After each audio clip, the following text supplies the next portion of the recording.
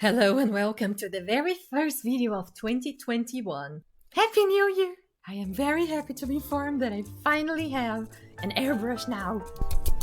Let's unbox it, shall we? But before we start, join the Bacon family and let me know in the comments what would you like to learn next. I will try my best not to confuse you even more. The unboxing! Steve gave me this amazing starter's kit from Timbertech that comes with all of the pieces that you could possibly need to start your life as an airbrusher.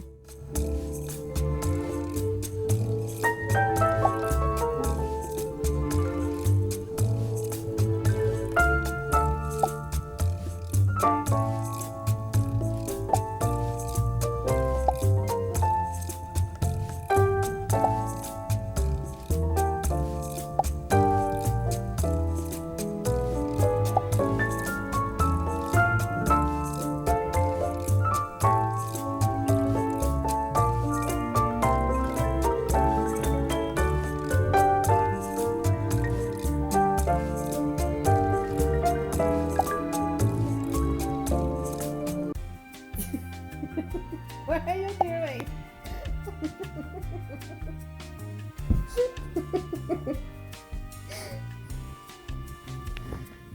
The materials! He also gifted me a set of acrylic paints with 12 colors. There is a special viscosity that needs to be achieved for the airbrush to work properly, and although I know we can do it at home, it was nice to have this kit ready to go so I could be a noob without the fear of assassinating the equipment on the first try. And of course, that in this channel we will be focusing more on the textile use of this appliance, and for my test I will use a simple muslin and a cotton satin to see how this paint behaves on the fabric. I need more experience before I try using fabric paints on this thing, because as some of you already know, everything that can go wrong with me will go wrong. So let's be on the safer side this time. So I wanted to sleep now, and anymore stole my place on the bed.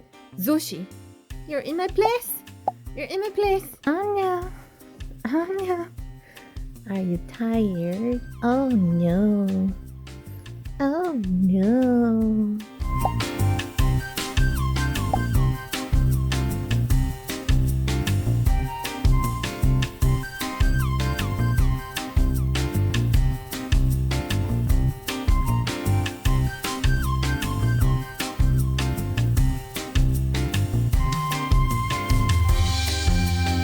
The testing. Let's test this out. I will try with paper first. Let's see how it does, or what it does. I have no idea. Oh, that's a lot of paint. And a lot of paint stays inside. I don't think I will be using this in the future. So we have paint in the tiny bucket. I will turn this on and let's see how noisy it is. It's not that noisy. You can totally see my earthquake hands in action. I don't know what's wrong. There's enough pressure. Why is there no paint coming out? Let's take this apart.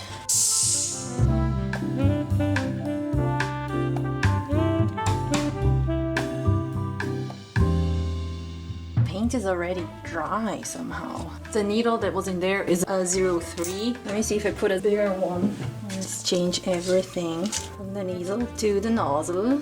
Oh, that's why this mini thing is there. If I want to change this tip, I need to use this tool. That is insane. There's a lot of paint over there. I'm gonna leave it like this so I can clean it up later.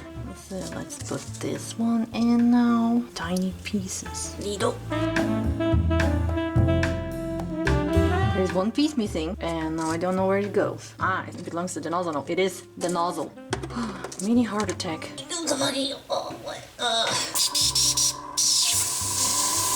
And let's get the cell phone out and see what's going on. Airbrush, paint, not coming out. Why will my airbrush work? 35 minutes. Seriously? Oh my god, I don't care. Tell me why my paint is not coming out. Ugh. Oh my god, it's not working. Useless science time. This is a gravity brush, which means you just have to pour a little paint on the bucket over here and gravity will take care of the rest. We have this button here to operate the brush, and inside is all the magic. If you cut it in half, you will see that we have a needle and a contraption that will hold it in place. If you press the button down, it will release only the air by opening this tiny door over here, allowing the air from the pressure thingy to come up through the hose and out of the front. If you pull the trigger back, the whole needle contraption option will be shifted to the back and the paint will come out now as the nozzle is open, allowing the paint to come from the chamber. In my case, the paint was not coming out, but can only mean that either I didn't have enough air pressure coming through, which was not the case, or because the nozzle was clogged by something. I still don't know what was blocking it, but after 30 minutes of cleaning, it worked. Was this explanation necessary? Maybe not, but I am a very curious person and I found this ridiculous piece of equipment extremely interesting. After cleaning everything and spreading water everywhere, I think it works.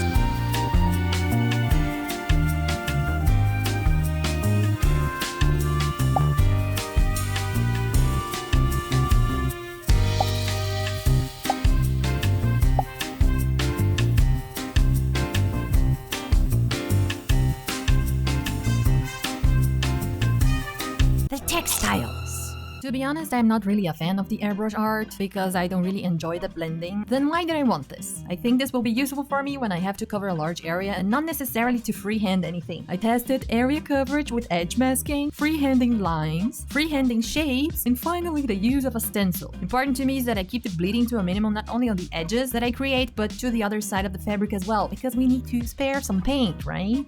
The reveal!